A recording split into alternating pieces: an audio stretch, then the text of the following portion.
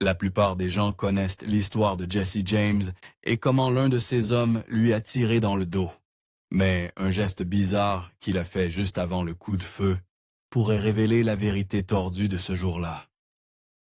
Peut-être le plus célèbre hors-la-loi de l'Ouest était le notoire Jesse James, dont l'histoire a perduré à travers les décennies dans des romans, des films et des séries télévisées. Même de son vivant, son nom était connu à travers l'Amérique, comme celui d'un bandit héroïque qui volait les puissants pour donner aux démunis. Cependant, rien n'était plus éloigné de la vérité. Certains hors-la-loi ne sombrent dans l'illégalité qu'à un âge avancé. Mais la famille de Jesse James lui a inculqué des valeurs qui le conduiraient à une vie de vol. Jesse est né en 1847 dans le Missouri, fils de Robert et Zarelda James, qui incarnèrent les valeurs moralement corrompues de l'époque. Comme il était courant au milieu du 19e siècle, Robert possédait plusieurs esclaves pour sa ferme. Bien sûr, cela a continué même après la mort de son père. Comme cela était aussi courant à l'époque, les esclaves de la famille James n'ont pas obtenu leur liberté après le décès de Robert en 1850. La mère de Jesse s'est remariée 2 fois, et elle et son mari possédaient plus tard 7 de plus. L'un des frères et sœurs de Jesse est se parti servir la cause. Bien que le Missouri ait une présence de l'armée confédérée, de nombreuses batailles opposaient l'Union à divers groupes de guérillas confédérés, également connus sous le nom de Bushwhackers. Au début de la guerre civile, le frère aîné de Jesse, Frank, a rejoint la garde d'État du Missouri et a ensuite combattu avec plusieurs escadrons de Bushwhackers. Cela a mis une cible sur sa famille. L'un des groupes auxquels Frank s'est joint appartenait à un certain Fernando Scott. Sachant que les deux servaient ensemble, une milice de l'Union s'est mise à la recherche du frère aîné des James, attaquant la ferme familiale au passage. Les conséquences furent brutales. Bien que Frank n'était pas là, ils ont sauvagement interrogé son beau-père et fouetté son jeune frère, le Jesse de 16 ans. Évidemment, Jesse s'est encore plus enhardi contre l'Union. L'année suivante, Jesse James brûlait d'envie d'agir et de rejoindre son frère dans la cause de la guérilla sudiste. Ainsi, lorsque Frank est revenu dans le comté de Clay au sein de l'escadron de Fletch, Taylor, Jesse n'a pas hésité. Il a rejoint le groupe. Et lorsque la perte du bras de Fletcher l'a mis hors jeu, les deux frères ont changé de bande pour rejoindre celle dirigée par Bloody Bill Anderson. Cependant, Jesse a vite appris à quel point les batailles de cette période étaient particulièrement brutales. Tout au long des années 1860, les guérillas confédérés ont lancé plusieurs attaques contre les milices de l'Union, ainsi que contre les civils qui sympathisaient avec l'Union. Au cours de l'un de ces conflits mineurs en 1864, Jesse a été gravement blessé à la poitrine. Cependant, cela ne l'a pas empêché de poursuivre ses exploits. Il y avait une raison pour laquelle Anderson était surnommé Bloody Bill, et c'était absolument horrifiant. En septembre 1864, dans ce qui deviendrait le massacre de Centralia, les hommes de Bloody Bill ont tué ou blessé environ 2 douzaines de soldats de l'Union des armées après avoir arrêté leur train qui les ramenait chez eux. Cela a conduit à la bataille de Centralia le même jour, où l'Union a subi plus de 100 pertes. Frank et Jesse auraient participé à ces actes, et leurs familles en ont subi les conséquences. Bien que Jesse et Frank n'étaient pas encore les hors-la-loi infâmes que nous connaissons aujourd'hui, l'Union reconnaissait déjà leurs noms et les associait à plusieurs atrocités de guérilla. Comme il était presque impossible de coincer les frères, l'Union a banni la famille James du comté de Clay et leur a ordonné de déménager plus au sud. La famille est partie, mais a choisi de se diriger vers le nord à la place. Peu après, Jesse James allait également déménager. En octobre 1864, Bloody Bill a péri, laissant ses guérillas sans chef et obligeant Frank et Jesse à réévaluer leur position. Ils ont tous deux choisi de se séparer du gang. et Frank est retourné dans son ancien groupe de guérilla sous William C. Quantrill. Jesse a ensuite rejoint le lieutenant de Bloody Bill, Archie Clement, et a servi sous ses ordres au Texas. Même lorsque le conflit s'est terminé, Jesse n'a trouvé que de la douleur. Un an avant la fin du conflit interne de l'Amérique, Jesse James s'est retrouvé avec une blessure récurrente. Après être revenu dans le Missouri, lui et son groupe ont rencontré une cavalerie de l'Union et ont été vaincus.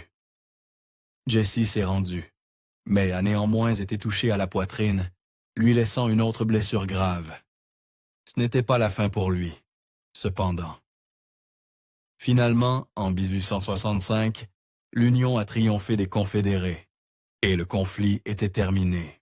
Pour se remettre de sa blessure à la poitrine, Jesse s'était réfugié chez sa famille, séjournant dans une pension du Missouri gérée par son oncle. C'est là qu'il allait établir un lien avec quelqu'un de spécial pour lui. Pendant toute la période de convalescence de Jesse chez son oncle, le hors-la-loi a été soigné par une femme dont il est tombé amoureux. Mais il y avait une sombre tournure.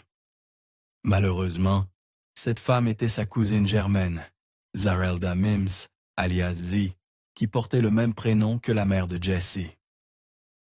Les deux se sont courtisés pendant ce qui allait durer 9 ans. Tôt, cependant, la tendance à l'illégalité de Jesse s'est accentuée. Début 1866, plusieurs hommes ont volé la Clay County Savings Association, qui appartenait à un ancien officier de milice de l'Union. Les suspects les plus probables étaient les ex-guérillas sous Archie Clement, car ils attaquaient des responsables républicains depuis la fin du conflit. Cependant, il y avait peut-être des visages familiers parmi les rangs de ces nouveaux hors-la-loi. Il semble que les frères James n'avaient pas fini avec leur ancien lieutenant. Les preuves concrètes de l'implication des frères James dans le hold-up de 1866 d'Archie Clement sont rares et reposent largement sur des témoignages oculaires. Bien que de nombreux passants aient affirmé que les frères étaient là, ils ne l'ont fait que plus tard, lorsque Jesse et Frank sont devenus célèbres. Comme d'autres l'ont souligné, Jesse était tout aussi probablement encore en convalescence.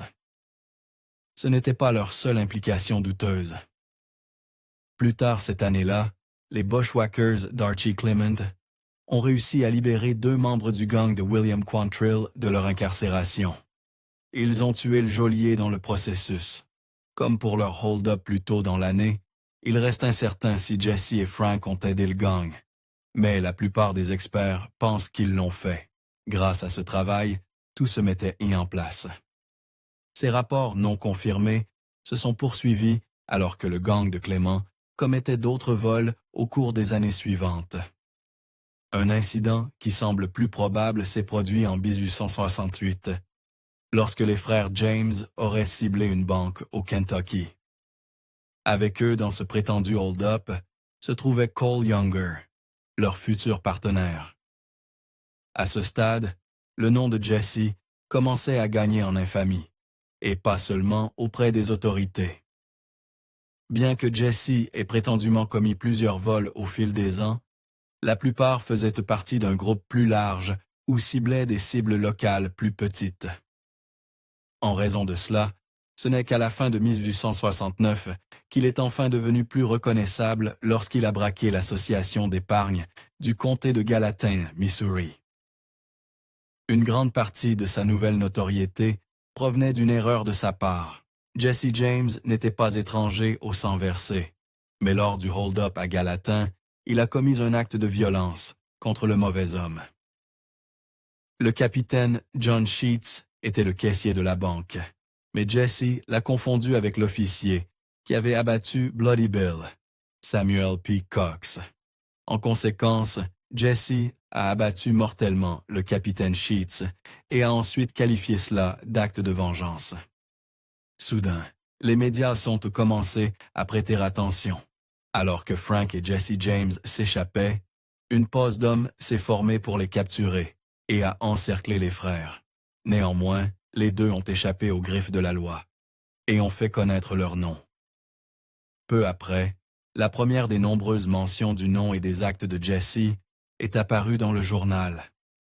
Cela a également conduit à la première vision du personnage que Jesse James incarnait. Le coup de Jesse à Gallatin a eu des conséquences inattendues. Il l'a propulsé dans la conscience publique et l'a transformé en la figure légendaire connue aujourd'hui à travers l'histoire. En fait, peu après, c'est la première fois qu'il a été appelé hors la loi, les médias se concentrant sur lui comme un vestige des guérillas confédérées. Cela n'a été renforcé que par une connexion que Jesse a établie. Toute l'attention des médias a permis à Jesse James d'entrer en contact avec John Newman Edwards, qui était un admirateur de l'œuvre du hors-la-loi. Edwards était un ex-confédéré qui soutenait les anciens sécessionnistes, reprenant leur position politique, et avait créé le journal Kansas City Times. Il n'avait aucun scrupule à diffuser le message de Jesse. Une fois que Jesse a goûté à l'attention du public, il n'en a jamais assez. Ainsi, avec une connexion au journal, Jesse a saisi l'opportunité de faire connaître son point de vue. Initialement, il a envoyé des lettres au Kansas City Times affirmant que lui et son frère étaient innocents, et Edwards était trop heureux de les publier. Au-delà de cela, Edwards a pris quelques libertés créatives. Les premières lettres de Jesse visaient peut-être à rétablir la vérité, mais elles sont devenues autre chose entirely. Jesse a ensuite commencé à prêcher ses vues sur les républicains et son soutien à la Confédération, encore plus encouragé par Edwards. Grâce à beaucoup d'embellissements, Edwards a dépeint Jesse comme une représentation de la colère du Sud, s'en prenant au gouvernement. Peu après, Jesse a créé le groupe que nous connaissons aujourd'hui. Vers la fin des années 1860, Frank et Jesse ont formé les partenariats les plus importants de leur vie. Connaissant déjà Cole Younger de précédentes rencontres avec la loi, les frères James ont fait venir ses trois frères, Bob, John et Jim. Avec plusieurs autres ex-confédérés, les deux familles se sont réunies pour former le gang James Younger. Capitalisant sur leur renommée, ils ont continué leur comportement illicite. Tout au long du début des années 1870, le gang James Younger a terrorisé le sud-ouest américain et leur prétendue croisade contre les républicains. À chaque vol de banque ou de diligence, les hommes opéraient intentionnellement devant des témoins s'ils le pouvaient, brouillant la frontière entre l'illégalité et la performance. Bien sûr, ils sont devenus encore plus audacieux, s'éloignant des banques et des diligences qu'ils ciblaient. Le gang James Younger a repris une page du livre de Bloody Bill. En 1873, ils ont fait dérailler un train près d'Adair, Iowa, déguisé en membre du Ku Klux Klan. À la fin, ils ont emporté 3 000 $ de leur premier vol de train. Mais ils n'allaient pas toujours aussi loin. Les trains sont devenus des cibles populaires pour le gang. Mais ils ont finalement appris à être un peu plus subtils et à cultiver l'image publique que Jesse James avait mise en avant.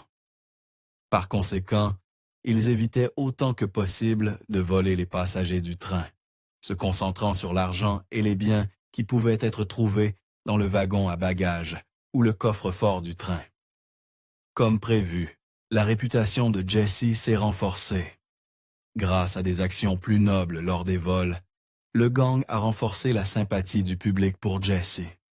Pourtant, cela n'aurait pas été possible sans l'éditorialisation persistante de John Newman Edwards. Il a dépeint Jesse comme un voleur honorable semblable à Robin Hood, malgré l'absence de preuves, même aujourd'hui, qu'il donnait l'argent qu'il volait à ceux qui le soutenaient. Les choses allaient bien dans la vie personnelle de Jesse également. Jesse James et Z ont franchi une nouvelle étape dans leur relation et ont agrandi leur famille au fil de la décennie. Après s'être mariés en 1874, ils ont donné naissance à leur premier enfant, Jesse Edward James, un an plus tard. Bien qu'ils aient eu des jumeaux en 1878 qui sont malheureusement décédés en bas âge, Leur deuxième et dernier enfant est né l'année suivante, Mary Susan James. Bien sûr, la loi n'était pas satisfaite de laisser Jesse vivre la belle vie. Les autorités locales avaient du mal à suivre Jesse et son gang, surtout avec sa liste croissante de sympathisants, et ceux qu'il victimisait en avaient assez. Prenant les choses en main, la Adams Express Company a fait appel à l'Agence nationale de détectives Pinkerton en visant à la tête de l'affaire se trouvait un homme qui n'était pas content de déléguer depuis les coulisses. Les Pinkerton suivaient la piste de Jesse depuis quelques années, lorsque la Adams Express Company les a contactés. Mais ils avaient se fait peu de progrès. En 1874, 3 agents Pinkerton envoyés pour enquêter sur le gang ont péri, bien que l'un d'eux ait mortellement touché John Younger. Motivé par la vengeance pour les pertes de l'agence, son chef, Alan Pinkerton, a pris en charge l'affaire. Ses actions étaient rapides et impitoyables. Alan Pinkerton a mis le cap sur la ferme familiale des James, déterminé à s'envoyer un message. En 1875, lui et d'autres Pinkerton ont attaqué la ferme, lançant un dispositif incendiaire à l'intérieur. L'explosion qui en a résulté a révélé qu'aucun membre du gang n'était présent.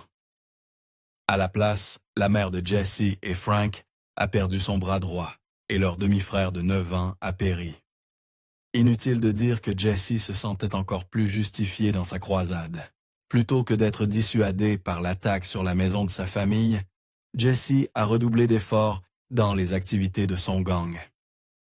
L'année suivante, ils ont ciblé la première banque nationale de Northfield, Minnesota, car ils croyaient qu'elle avait des liens avec le gouverneur républicain et un général de l'Union. Le jour J, ils se sont séparés et ont laissé 2 hommes pour garder la porte. Et heureusement pour le gang, leurs chances commençaient à s'épuiser. Bien que le gang James Younger ait eu de nombreux sympathisants, tout le monde n'était pas de leur côté, surtout que le hold-up du Minnesota était loin de leur zone habituelle. Voyant les membres du gang monter la garde dehors, plusieurs passants ont compris ce qui se passait et ont commencé à tirer sur les hors-la-loi pour les arrêter. Cela a conduit à quelques-unes des premières grandes pertes du gang. La ville a chassé le gang de Jesse, mais les bandits s'en sont sortis, loin d'être indemnes. Les frères Younger restants ont tous été blessés, y compris Jim Younger, qui a été touché à la mâchoire. De plus, 2 membres du gang ont été mortellement touchés, dont l'un était un ancien guérillero sous Bloody Bill, nommé Clell Miller. Avec un échec aussi monumental, le gang s'est dispersé. Après l'opération ratée dans le Minnesota et une fusillade alors qu'ils tentèrent de fuir, le gang n'a eu d'autre choix que de réévaluer. Le groupe survivant se composait principalement de Jesse James, Frank et des Younger. Mais ils savaient qu'ils devaient se faire discrets pendant un temps. Tempe pour échapper et semer la confusion dans la chasse à l'homme qui s'ensuivit, les 2 familles se sont séparées et se sont cachées. Sans le savoir à l'époque, le gang ne s'en remettrait jamais. Alors que les frères James échappaient aux yeux de la loi, les Younger n'ont pas eu autant de chance. 2 semaines seulement après le hold-up bancaire raté, des membres de la milice ont rattrapé les Younger, qui se sont rendus après avoir perdu une fusillade. Ils recevraient plus tard chacun une peine de prison à vie, mettant le dernier clou dans le cercueil du gang James Younger. Pendant ce temps, James n'avait pas tout à fait fini avec la vie en dehors de la loi. Quelques années plus tard, Jesse James réapparut, et il n'avait pas appris de la perte de son gang. Alors que Frank semblait satisfait de rester discret, son frère cadet, plus impulsif, insistait pour continuer leur vie d'illégalité. Même si son seul ancien partenaire était moins intéressé, cela n'a pas découragé Jesse. Alors, il a essayé de reconstruire son gang. Désirant davantage la vie de hors-la-loi et sans doute plus d'attention du public, Jesse a décidé de former un autre groupe. En 1869, lui et son nouveau gang sont revenus au banditisme, frappant beaucoup des mêmes cibles que le premier gang de Jesse, y compris plusieurs trains. Pourtant, quelque chose n'allait pas. Alors que son nouveau gang redevenait infâme, Jesse James a réalisé à quel point tout avait changé, surtout ses recrues.